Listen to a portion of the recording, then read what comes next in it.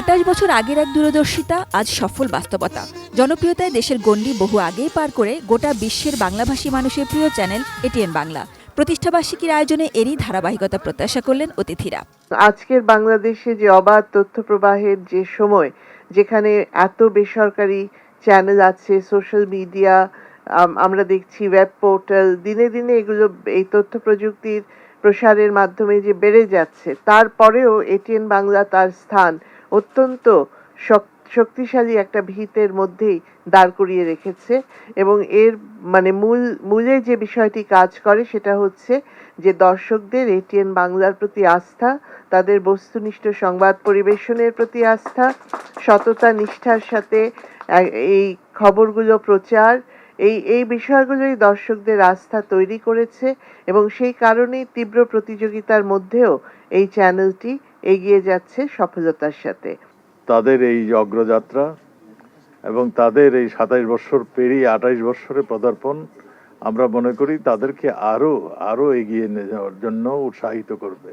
আমরা পাশাপাশি এদেশের উন্নয়নের কথা, এদেশের জনগণের কথা, এদেশের সংস্কৃতি সাহিত্য, আমরা যে বঙ্গবন্ধুর কন্যার জননেত্রী শেখ হাসিনার নেতৃত্বে বাংলাদেশ যে বদলে গেছে, সেই সমস্ত বারতা তারা সুন্দরভাবে পৌঁছে দিবেন, এটি আশা করি।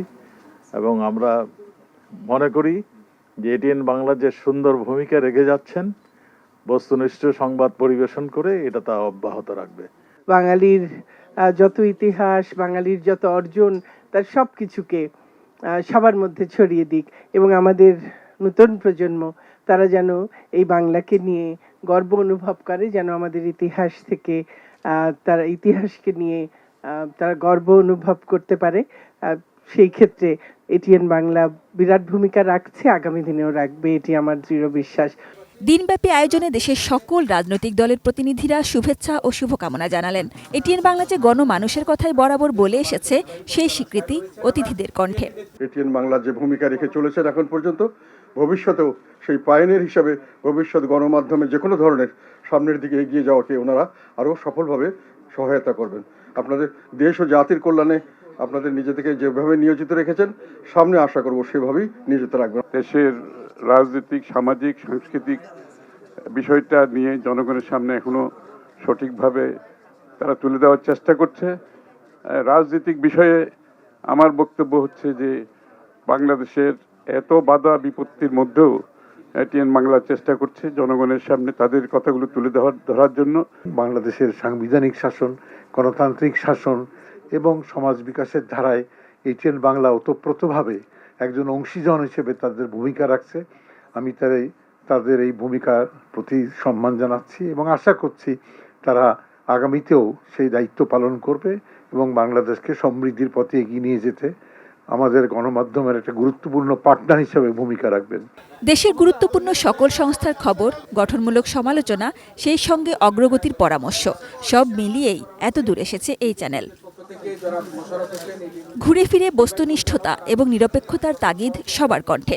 এটিএন বাংলার বস্তুনিষ্ঠ সংবাদ প্রচারের মাধ্যমে দেশ বিদেশে অসংখ্য দর্শক কাছে জনপ্রিয়তা অর্জন করে এখনও এক নম্বর চ্যানেল হিসেবে তাদের কাছে গ্রহণযোগ্যতা লাভ করে আসছে। আশা করি এই তাদের বস্তুনিষ্ঠ সংবাদ এবং প্রোগ্রাম প্রচারের মাধ্যমে সবার কাছে যেন এই গ্রহণযোগ্যতা তাদের থাকে, এই আশাবাদ ব্যক্ত করছি। এবং আবারও আমি এটিএন নিউজের সকল কলাকৌশলী, সকল পরিচালকবৃন্দ, চেয়ারম্যান মহোদয় এবং সকল কলাকৌশলীকে এটিএন নিউজের পক্ষ থেকে আমি জানাই আন্তরিক শুভেচ্ছা, অভিনন্দন। ইতিপূর্বে এটিএন বাংলা যেভাবে তাদের যে পদচারণার মাধ্যমে আপনাদেরকে সঠিক খবর, সত্য খবর এবং বস্তুনিষ্ঠ খবর সবার আগে উপস্থাপন করবার চেষ্টা করেছে, আমরা বর্তমানে এবং ভবিষ্যতে একইভাবে এই সংবাদগুলো আপনাদের সামনে উপস্থাপন করব। এবং আমরা মনে করি দেশের সামাজিক, রাজনৈতিক এবং অর্থনৈতিক যে বিষয়গুলো রয়েছে, যে নানা রকম সামাজিক অনাচার রয়েছে, যেরকম রাজনৈতিক বিশৃঙ্খলা রয়েছে, যে ক্ষেত্রে অর্থনৈতিক চ্যালেঞ্জ রয়েছে, আবার দেশের উন্নয়নের জোয়ারও রয়েছে, আমরা সব সংবাদগুলো আপনাদের সামনে উপস্থাপন করব। আজকে এটিএন বাংলার এই শুভ জন্মদিনে আমরা এটিএন বাংলার পক্ষ থেকে এই প্রত্যাশায় দর্শক শ্রোতা আপনাদের কাছে করছি। এটিএন নিউজ ও এটিএন বাংলার এতদিনের দায়িত্ববোধ ভবিষ্যতেও ঠিক থাকবে বলে আশ্বাস ডক্টর মাহফুজুর রহমানের। কেবল নিজেরই দুটি চ্যানেল নয়, প্রতিষ্ঠিত দেখতে চান দেশের বাকি চ্যানেলগুলোকেও, যাতে দায়বদ্ধতা বজায় রাখার পথে কোনো মালিক বা কর্মীকে হিমশিম খেতে না হয়। এতগুলি টেলিভিশন বাংলাদেশে চালু হয়েছে, কিন্তু বিজ্ঞাপন তো সেই হারে 40 গুণ তো বিজ্ঞাপন বাড়ে নাই, যেটা আমরা এখন ফেস করতেছি।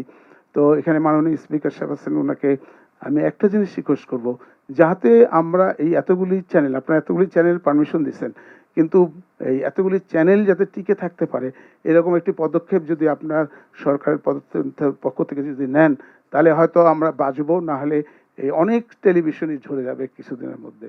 কারণ বিজ্ঞাপন নিয়ে যেরকম টানা হাসা শুরু হয়েছে, তো এটা আমি বলবো এটা বিজ্ঞাপন নিয়ে কিন্তু আনহেলদি কম্পিটিশন শুরু হয়েছে। এই যে জিনিসটা হলে আমাদের পক্ষে খুব বেঁচে মানে চালিয়ে যাওয়া খুব কঠিন। তো যাই হোক, স্পিকার আমাদেরকে বলবো, আপনি একটু আমাদের মাননীয় প্রধানমন্ত্রীকে বলবেন যে এতগুলি লাইসেন্স যখন উনি আমাদের দিচ্ছেন, যাতে এগুলি টিকে থাকতে পারে তার জন্য একটা ব্যবস্থা করে দেন। আমার ওনার কাছে দাবি থাকবে অতি শীঘ্র যেন আমাদেরকে পে চ্যানেলের ব্যবস্থা করে দেন। পে চ্যানেল যদি আমরা করতে পারি, আমরা সব রকম সমস্যা থেকে পেরিয়ে আসতে পারবো। সুতরাং সাজিদা সুইটি, এটিএন নিউজ, ঢাকা। আপনি একটু